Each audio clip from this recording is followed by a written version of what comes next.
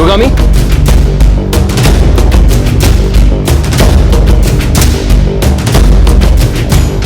What is this nonsense? ఏంటి అర్జున్? నువ్వు arrest అయ్యి బెయిల్ మీద విడుదలయ్యావని మీడియా అంతా కోడై కూస్తుంది. ఆఫీస్లోనూ అదే డిస్కస్ చేస్తున్నారు. అవును, కరెక్టే.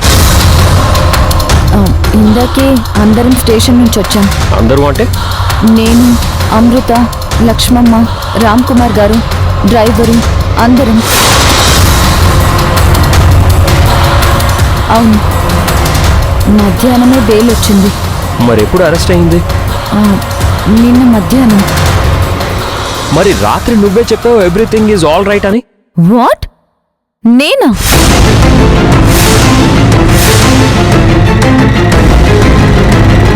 అవును, ఏ ప్రాబ్లం లేదు. లక్ష్మమ్మ వాళ్ళు ఎక్కడికో తెలిసిన వాళ్ళ ఇంటికి వెళ్ళారు అని చెప్పావు. ఎందుకు నా దగ్గర ఈ విషయాలన్నీ దాచిపెట్టారు? మరి నిన్న నాతో మాట్లాడింది ఎవరు?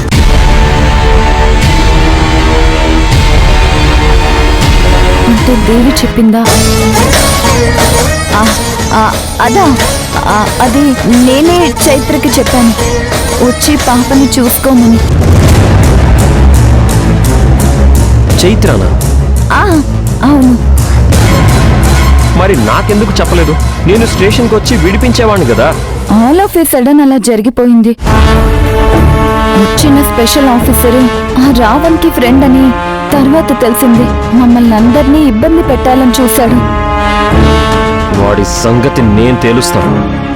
లేదు, నేనేం చేయాలో అది చేస్తాను. నేను ఆల్రెడీ ప్లాన్ చేశాను. కనీసం నాకు ఇంటిమేట్ చెయ్యాలన్న ఇంగిత జ్ఞానం కూడా లేకుండా ప్రవర్తించావు శివగామి. ఇది కరెక్ట్ కాదు. నాకు నువ్వు చేసిన పని నచ్చలేదు. ఇంతకీ నువ్వేం చేయాలనుకుంటున్నావో చెప్పు. నాన్న, ఆ ఆఫీస్ వాళ్ళ ఫ్యామిలీని అమ్మ కిడ్నాప్ చేయాలనుకుంటుంది.